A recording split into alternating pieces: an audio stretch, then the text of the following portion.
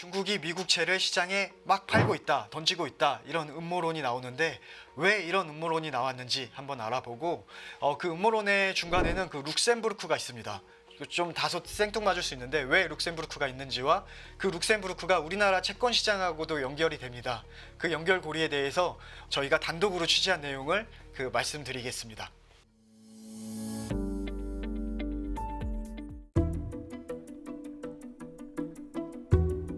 먼저 중국이 그 미국채를 정말 팔고 있냐, 이게 관건인데 왜 이런 얘기가 나오는지를 먼저 말씀드리겠습니다. 최근 흐름이 좀 이상해요. 미국 10년 국채 금리가 급등하면서 이렇게 많이 올랐죠. 그리고 달러화 가치는 이렇게 내렸습니다. 보통 위험이 커지고 글로벌 불확실성이 커지면은 반대로 작용하거든요. 미국채 금리는 내리게 돼 있어요. 채권 금리가 내린다는 거는 채권 가격이 오른다는 거고, 그렇게 위험할 때는 사람들이 좀 안전한 자산을 찾기 때문에 채권 가격은 오르게 돼 있어요. 그래서 모두 미국채를 가장 안전자산으로 보고 이렇게 향하게 돼 있는데, 최근에는 반대로 미국채 금리가 오르고, 즉 가격이 떨어지고, 그리고 달러 가치도 같이 떨어지고 그런 상황이 나타나고 있습니다. 그런데 이 폭이 너무나 커요. 그래서 보시면은 미국채 10년 금리가 주간 단위로 얼마나 올랐냐인데, 지난주에는 49.5bp가 올랐어요. 그러면 연준이 두 번 금리 인상한 만큼 오른 건데, 이 폭이 보시면은 2001년 이후에 가장 큰 폭입니다. 2001년에 54bp 올랐고, 그리고 지금 49.5bp 올랐고, 이렇게 급등하는 거는 좀 이해가 안 가니까 사람들이, 말씀드린 대로 이게 안전자산 선호 국면인데, 그럼 왜 올랐을까? 누가 혹시 다 던지는 거 아니야? 시장에 다 화나 갖고서는 팔아버리고 그러는 거 아니냐? 이런 말들이 나오는 배경입니다. Bond market is very tricky. I was watching it, but if you look at it now, it's beautiful. The bond market right now is beautiful. But yeah, I saw last night where people were getting a little queasy. 그러면 누가 그랬을까 했을 때 가장 의심되는 게 중국 아니냐고. 그래서 글로벌 금융시장에서 그런 얘기가 많이 나오고, 그런데 실제로 중국이 던졌는지는 우리가 파악하기가 어려워요. 그래서 미국 재무부에서 우리 국채를 얼마나 누가 들고 있냐 자료를 발표하는데, 그거 같은 경우엔 약 한 달 반에서 두 달 정도의 시차가 있습니다. 그럼 지금 상황을 보려면 대충 6월 정도에 우리가 확인할 수 있다는 얘기인데, 그걸 확인하려면 좀 시간이 걸릴 것 같고, 중국이 그럼 어떻게 던지냐 이런 얘기가 나오는데, 그걸 좀 더 말씀드릴게요. 네, 이 차트를 보시면은 미국채 금리가 파란색이고요. 이 파란색 금리가 이렇게 치솟는데 독일 금리는 내리고 있습니다.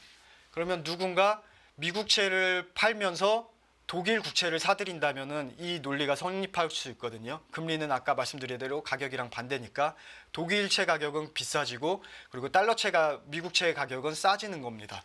그렇다면은 이제 유럽에 있는 국가들이 이렇게 하는 거 아니냐 이렇게 얘기를 하는데, 지금 그 주체로 지목되는 게 룩셈부르크랑 벨기에입니다. 특히 룩셈부르크가 지목이 되는데, 중국 같은 경우에는 미국채를 한 7,600억 달러 들고 있습니다. 이게 일본이 한 1조 넘어서니까 일본 다음으로 많은 건데, 중국은 2013년에 1조 3천억 달러 갖고 있다가 이걸 점점 줄이고 있어요. 근데 실제로는 중국이 줄이지 않는다는 얘기도 많거든요.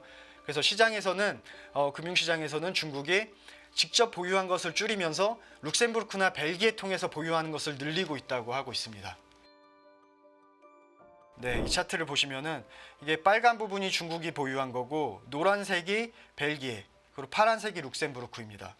보시면은 룩셈부르크나 벨기에는 그렇게 큰 나라가 아니에요. 그런데 이렇게 미국채를 많이 보유하고 있어서 사람들은 그 주요 주체가 중국이 아닐까, 중국이 여길 통해서 사는 게 아닐까 이렇게 얘기를 하고 있고, 그러면 왜 룩셈부르크를 통해서 사냐 뭐 이런 얘기도 있을 텐데, 룩셈부르크는 그 세제 혜택이 많다고 해요. 그래서 채권 투자할 경우에 세제 혜택을 활용할 수 있고, 그리고 글로벌 그 인프라가 잘 갖춰져 있어서 그 커스터디, 그러니까 수탁은행들을 활용하기도 좋고 그렇다고 합니다. 그래서 중국 같은 경우에는 만약에 자기들이 보유하고 있는 미국채를 한 번에 시장에서 팔아버리면은 그것이 시장에 알려지게 되고, 그러면 좀 책임질 수 없는 그런 결과로 이어질 수 있어요.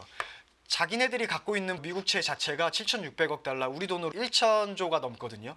그렇다면 그 1,000조 넘는 거에서 10%만 이게 가격이 떨어지더라도 그러면 10조가 손해이기 때문에, 그 정도로 지금 중국이 자기네한테 그 해를 끼칠 수 있는 그런 식으로 하진 않을 것 같아요.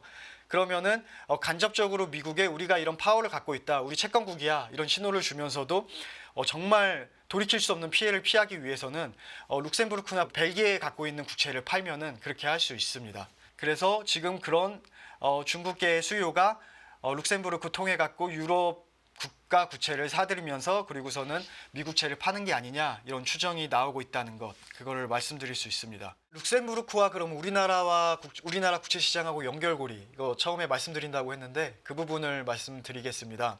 저희가 취재를 했어요. 인포맥스가 여러 경로를 통해서 확인했는데 최근에 중국계 자금이 룩셈부르크를 통해서 우리나라 채권 시장에 유입을 됐습니다. 국고채를 사들였는데 이러한 움직임이 앞으로도 많아질지 주시할 필요가 있고, 이게 중요한 이유는 지금 현재 중국이 만약에 미국채를 좀 줄이는 과정에 있다고 한다면 그 자금이 우리나라 국고채로 들어온 거기 때문에 외환보 유고를 좀 다각화하는 측면에서 중국이 그렇게 갔을 가능성도 있거든요. 그래서 주류로 보면은 달러 국채, 미국채를 대부분 갖고 있지만 일부에 대해서 이제 한국채를 늘린다든지 이런 식으로 조정할 여지는 있습니다. 그거를 주시할 필요가 있고, 그리고 우리나라 투자자 입장에서 또 의미가 있는 거는 우리나라는 내년 4월에 그 세계국채지수 편입을 앞두고 있습니다. WGBI 지수를 쓰는 그런 벤치마크를 쓰는 그런 자금들이 있는데, 투자 자금들, 그런 데에서는 우리나라 국채를 담아야만 해요. 그러면 그런 자금들이 들어올 거고, 그러면 이런 해외 수요가 많이 들 경우에는 시장 금리를 안정시키는 효과가 있습니다. 그리고 뭐 복잡하게 생각할 필요가 없고, 해외에서 자금이 많이 들어올 경우에는 채권하고 주식으로 가야 될 자금이 전체 모수가 커진다고 볼 수도 있고, 채권이 안정될 경우에는 주식에도 좀 더 안정되는 효과로 그렇게 작용을 할 수가 있습니다. 그래서 시장의 안정도는 좀 더 높일 수가 있고, 그럴 경우에는 위험자산에 나쁘지 않을 것으로 그렇게 볼 수가 있습니다. 하나 말씀드리고 싶은 게, 그 금리 방향에 대해서는 좀 더 비대칭적으로 볼 수가 있습니다. 일례로 금리가 이제 오르는 것을 우리는 숏이라고 하는데, 채권 입장에서 채권 가격이 떨어지는 거니까 그 숏에 대해서는 재무부가 좀 발행 주체잖아요. 미국 재무부가 그 발행 주체 주인이 있어요. 그 주인들은 금리가 오르고 자기네 국채 가격이 급락하는 걸 원치 않아요. 그렇기 때문에 개입할 수단도 있습니다. 그래서 재무부 장관이 간밤에 얘기했듯이 우리는 바이백을 할 수도 있다, 그 얘기를 했는데 되사는 거죠. 그러면은 가격이 떨어지지 않고, 그리고 연준을 통해서도 또 연준이 뭐 미국채 장기물을 사주는 방법도 있고, 그렇기 때문에 이 숏에 대해서는 좀 막혀 있다, 상방이. 반면에 롱은 이제 관세도 부과됐고 경기가 이제 하락할 수 있기 때문에 거기에 대해서는 열려 있다, 이렇게 볼 수가 있어서 앞으로 이제 미국채 흐름이 어떻게 흘러갈지도 한번 유심히 보시면은 상당히 의미가 있을 것으로 그렇게 보입니다. 것 없이 금리가 모두 올랐습니다. 금리? 그냥 지나치면 안 되죠. 골을 넣으려면 타이밍과 정확한 계산이 필수적인 것처럼 재테크의 시작도 금리에서 출발합니다. 금리부터 알아야 돈이 어떻게 움직이는지, 자산의 흐름이 한눈에 들어오기 시작하죠. 자산 관리의 첫 단추이자 재테크의 핵심인 금리. 이 한 권에 모든 걸 완벽하게 담아냈습니다. 이제 금리와 썸 탈 준비 되셨나요?